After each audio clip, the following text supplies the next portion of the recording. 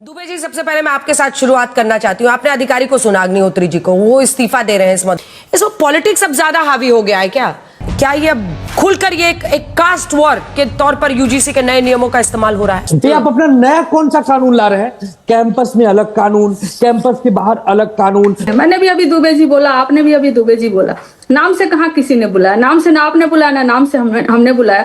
दरअसल दिक्कत आपकी क्या है ना कि आप लोग पर्सनल अटैक करके आगे बढ़ते हैं। आपका मुद्दों से कोई लगाव नहीं होता है। अरे ये गुस्सा हो गई ना आप? बिल्कुल गुस्सा होंगे और आपको स्क्रीन से भी हटाऊंगी। हटाइए इनको स्क्रीन से। आगे से ऐसी हिमाकत मत कीजिएगा, हटाइए इनको स्क्रीन से। नमस्कार साथियों, स्वागत है आपका हमारे इस डिबेट चैनल में। एक दो दिनों से यूजीसी के नियमों पर हर जगह डिबेट हो रही है। टीवी डिबेट हो रही है, समाज में डिबेट हो रही है, अलग अलग वर्गों में डिबेट हो रही है, अगले पिछड़े वर्गों में डिबेट हो रही है। सब अपनी अपनी जगह पे सही हैं, सब एक दूसरे को गलत ठहराने के उद्देश्य से अपनी बातें रख रहे हैं। क्या सही है क्या गलत है, लोग सरकार को भी कोस रहे हैं, उनको भी दोषी बता रहे हैं। यूजीसी तो उनको निकम्मा ही बोल रहे हैं। आज के डिबेट में आज तक की एंकर अंजना ओम कश्यप ने आरजेडी प्रवक्ता कंचना यादव पे अपनी पूरी भड़ास निकाल दी। हुआ ये कि अंजना अपने पैनल से ये कुछ सवाल पूछ रही थी कि क्या सही है क्या गलत है, तो पैनल्स अपने अपने विचार व्यक्त कर रहे थे, कुछ पक्ष में कुछ विपक्ष में। तो ऐसा हमेशा होता है। यूजीसी के नियम को लेकर के टीवी डिबेट में बहुत बड़ा टकराव देखने को मिल रहा है। अंजना ओम कश्यप ने आरजेडी प्रवक्ता कंचना यादव पे तीखा हमला बोला। जब बहस के दौरान अंजना ने आरोप लगाया कि विपक्ष जातिवाद को हवा दे रहा है और कैंपस की राजनीति को भड़काने की कोशिश कर रहा है, तो कंचना यादव ने कहा कि नए नियम से सामान्य वर्गों के साथ अन्याय होगा और सरकार पक्षपात कर रही है।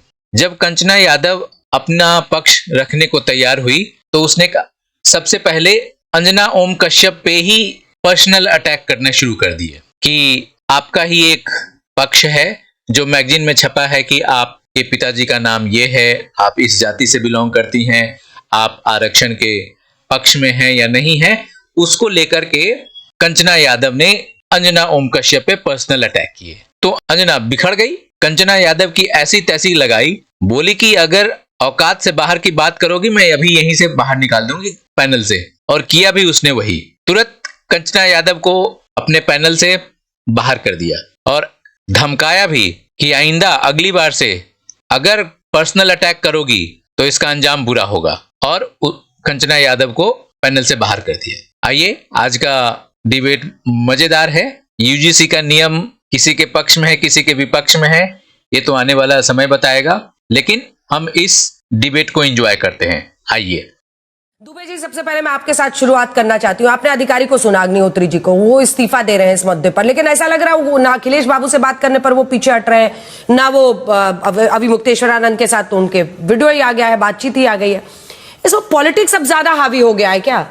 उन छात्रों के संघर्ष में आप खड़े हैं, आप कह रहे हैं, लेकिन अगर ब्राह्मणों की ही बात कर लेते हैं, देखिए ये सिर्फ ब्राह्मणों की बात नहीं है। सामान्य वर्ग में ये भी याद रखना होगा कि ब्राह्मण हो, राजपूत हो, कायस्थ हो, भूमिहार हो, ये सभी उसी वर्ग में आते हैं। सामान्य वर्ग का एक पूरा है, लेकिन इसको ब्राह्मण वर्सेस अदर्स कर दिया गया है।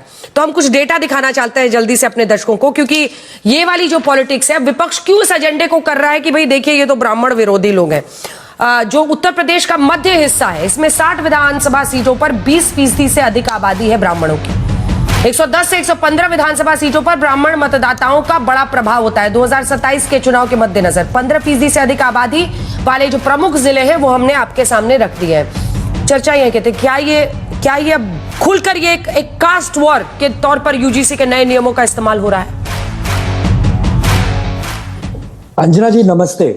किसी कवि ने बहुत प्यारी कविता कही है, 2 लाइनों से शुरुआत करता हूँ। कभी बीच चौराहे पर रेहड़ी भी लगाता हूँ, जरूरत पड़ने पर ठेला और रिक्शा भी चलाता हूँ, फिर भी शोषक हूँ और सामान्य वर्ग से आता हूँ। राजनीतिक गलियारों में मेरी चर्चा नहीं होती, धन वैभव से लबालाभ अमीर मैं कहलाता हूँ। मैं शोषक हूँ और मैं सामान्य वर्ग कहलाता हूँ। एक बात मुझे बताइए अंजना जी, जब कोई कानून आप यूनिवर्सिटी में ला रहे हैं और उसका अगर नाम ही आपने ये रखा है कि ये भेदभाव रोकने वाला समानता का कानून है, तो उसमें समानता लाइए ना। आप ये कहिए कि उच्च वर्ग का हो, सवर्ण वर्ग का हो, दलित वर्ग का हो, शोषित वर्ग का हो, ओबीसी वर्ग का हो, किसी पर भी अन्याय नहीं होना चाहिए। क्योंकि जब हम यूनिवर्सिटी के बाहर निकलते हैं अंजना जी, और किसी ने किसी के साथ आपत्तिजनक व्यवहार किया, किसी ने कहीं अपराध किया, तो मामला आईपीसी इंडियन पेनल कोड के मुताबिक पुलिस तय करती है, कानून तय करता है, हमारे देश का संविधान तय करता है। तो आप अपना नया कौन सा कानून ला रहे हैं? कैंपस में अलग कानून, कैंपस के बाहर अलग कानून। अगर कैंपस में किसी ने गलत आरोप लगा दिया किसी सामान्य वर्ग के विद्यार्थी पर, और बाद में पता चला कि वो आरोप गलत था, उसकी जांच होने के बाद पता चला ये गलत था, तो उस पर तो आपने कोई सजा ही निर्धारित नहीं की है। इसी बात का सिर्फ यहाँ विरोध हो रहा है। हम किसी के खिलाफ नहीं अंजना जी, यह देश बहुत प्यारा गुलदस्ता है, हमें तो पता भी नहीं होता कॉलेज में कौन ब्राह्मण है, कौन ठाकुर है, कौन दलित है। वहां तो नाम से बात होती है, एक ही कप में चाय पी जाती है, एक ही सैंडविच को बांट के खाया जाता है। ये किसने जहर बोया है, ये बीज कहां से आया है, उसका समूल नाश होने की आवश्यकता है। कंचना जी, इस पर आपका जवाब, और साथ ही ये मानकर चलता हुआ दिखाई दे रहा है नया नियम कि क्या मतलब जो सामान्य वर्ग के छात्र हैं उनका कभी शोषण हो ही नहीं सकता है। देखिए अंजना जी, मुझे बस 1 मिनट का टाइम दे दीजिएगा। जैसे अभी दुबे जी ने बोला कि जो है कि हम नाम से एक दूसरे को बुलाते हैं, मैंने भी अभी दुबे जी बोला, आपने भी अभी दुबे जी बोला, नाम से कहाँ किसी ने बुलाया, नाम से ना आपने बुलाया ना नाम से हमने बुलाया। लेकिन 2 लाइन मैं और कोट करना चाहती हूँ, और संभवतः ये आप इसको पर्सनल मत लीजिएगा, लेकिन आप ही का स्टेटमेंट है 2020 में कारवां में छपा हुआ है, जिसमें आप कहती हैं कि व्यक्तिगत रूप से मैं आरक्षण विरोधी हूँ। मुझे लगता है कि आरक्षण सबसे बड़ा अन्याय है, और मेरे पिता डॉक्टर ओम प्रकाश तिवारी हैं और मेरे पति ब्राह्मण हैं। हम सभी ऐसे परिदृश्य में पढ़े बड़े हैं जहां पर हम आरक्षण से घृणा करते हैं। यह स्टेटमेंट आपका है। और कंचना यादव, एक बार कंचना यादव को मेरे साथ दिखे आइए। कंचना यादव, बिल्कुल कंचना यादव, आप जिस आर्टिकल को कोट कर रही हैं उसमें मुझे मिसकोट किया गया था, और उसके खिलाफ मैंने अपनी बात भी कही है, अलग अलग मंचों पर कही है। और मैं नहीं मानती हूं कि मेरे इर्द गिर्द अगर आप इस बहस को लाएंगी तो उससे ना आपको फायदा होगा ना मुझे होगा।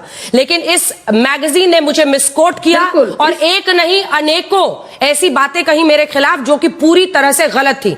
और यह सबसे बड़ा दुर्भाग्य है कि आप ऐसे किसी मैगजीन को यहां पर कोट कर रही हैं। दरअसल दिक्कत आपकी क्या है ना, कि आप लोग पर्सनल अटैक करके आगे बढ़ते हैं। आपका मुद्दों से कोई लगाव नहीं होता है, आप मुद्दों पर चर्चा नहीं करना चाहती हैं। आपने मिसकोट किया है, अब उसकी भरपाई कैसे होगी? आपने मिसकोट किया मुझे, आपने गलत मैगजीन को, जिसने मुझे मिसकोट किया आपने उसको कोट किया। क्यों किया आपने?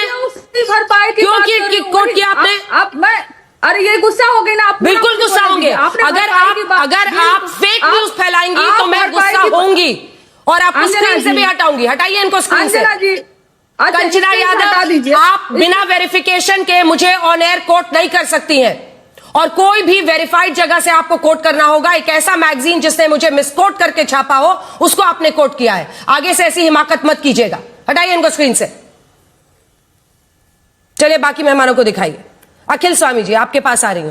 अखिल स्वामी जी, उससे पहले मैं आपके पास जाती हूं क्योंकि मैं चाहती हूं कि एक काउंटर हो जो आनंद दुबे जी कह रहे हैं उनकी बातों का। इसीलिए प्रोफेसर साहब आपके पास ये सवाल है। सामान्य वर्ग के छात्र कह रहे हैं भाई हमने क्या नाइंसाफी की है, अगर हम कुछ गलत करें तब तो हमें मुजरिम बनाओ ना, लेकिन यहां पर तो कमेटी में उनको शामिल नहीं करना, मैंडेटरी नहीं बनाना।